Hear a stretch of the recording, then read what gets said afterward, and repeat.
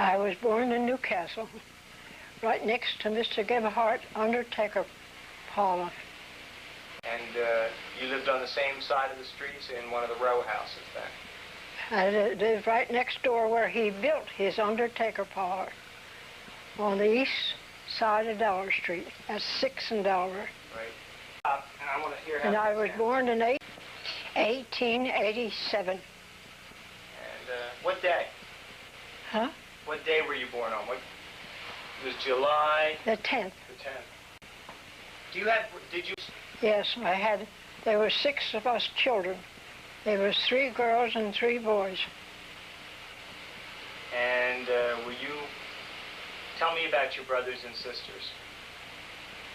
Well, they're all dead now, but me, I'm the last one. I've lived longer than anyone in the family.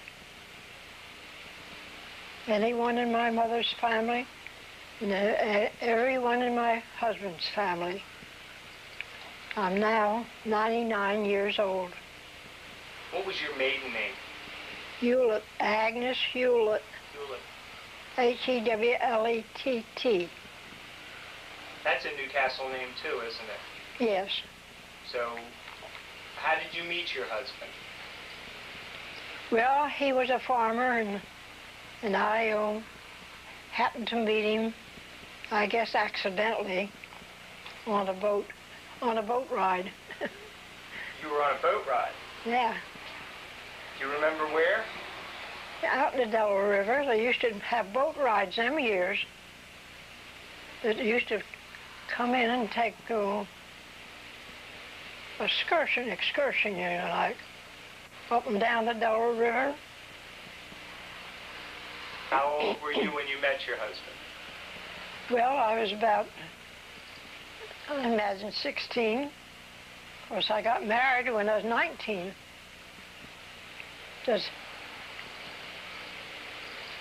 And I had one little boy. After we got married, we had one son, no more. He's dead now. He died when he was 71 years old. He had a heart attack. Well, not exactly. I lived there quite a while. My mother and father bought a home bought some ground down here in the country. We were the first people to move in the country. He bought 3 acres of ground, and he built a house on it. He built a 3-room house, a 3-story house. It had 12 rooms. It's still standing.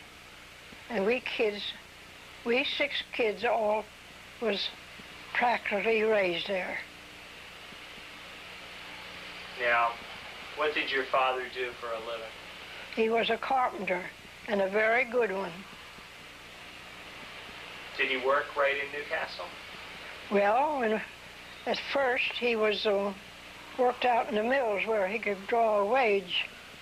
So he worked out in what we call a flour mill out beyond Newcastle. It's not there now.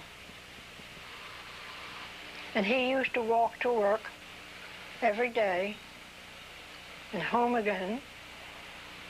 He used to walk down the railroad track. Of course, the flour mill was on the other side of Newcastle. And he only made $15 a week. And he paid $15 in a building loan to pay for the house he built. Oh, yes. Later on, my father he worked for the DuPont people, and they sent him to Paris. And he was there for a year to demonstrate a button machine to make buttons. There's some of the little buttons in the edge of that chair there, but all size buttons. And he was in Paris, France for a year to demonstrate that machine. Did you get to travel as a child with him? Oh, no. No, that was his work. That was his private work, you know. Well, now, we were talking about the house, so you moved out to the country. It's the last country house standing. It's now 90, right now I'm 96. It's now 96 years old. And it still looks very good. Yes, it does. I have to compliment you and your father on the beautiful work he did. Did he build it by himself, or did he have a crew? Well, he had them days, if a man was going to build a house, they would help each other. The carpenters would. I think he had a brother and 2 or 3 of the men of the town. They helped each other to build their home.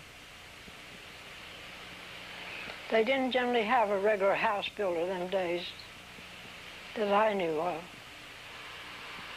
Now, did he come home for lunch when he worked at the flour mill, or did he stay there the whole day? Stayed there the whole day. He stayed there the whole day. He carried his lunch. And your mother stayed home then and took care of everybody? And when I went to school, we had to carry our lunch. There were 6 of us. There's always 3 going at one time. Of course, and when the 3 older ones, we carried our lunch in a basket, and we set it on the windowsill in the schoolroom. And sometime the ants would get in. Sometime when it come time to eat it, we couldn't eat our lunch because the ants had got up.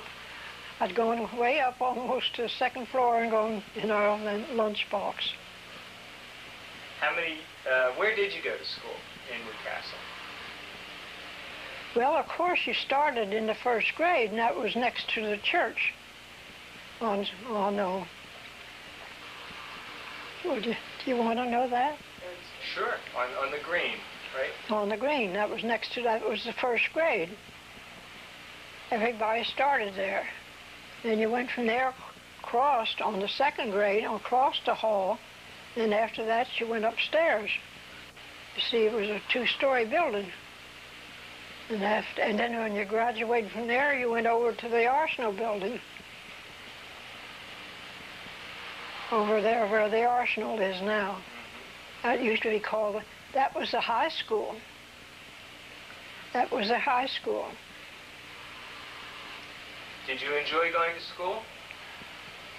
Oh, yes, but I didn't finish high school because I was taken ill during the summer that I was in the 1st grade, 1st grade high. And I was taken very ill with typhoid fever. And it took me a long time to get over it. And therefore the doctors wouldn't let me go back. Who was the doctor then? Do you remember his name? Dr. Black. His tomb now is in a big cemetery, in the cemetery right next to in the Episcopal churchyard. And you missed a year of school? Huh? You missed a year? I missed a year. I never went back anymore. I never went back to school to finish it. Did many people come down with typhoid fever? Yes, it was an epidemic. Lots of people died. And my brother died. I had a brother 19 years old, and he died with it.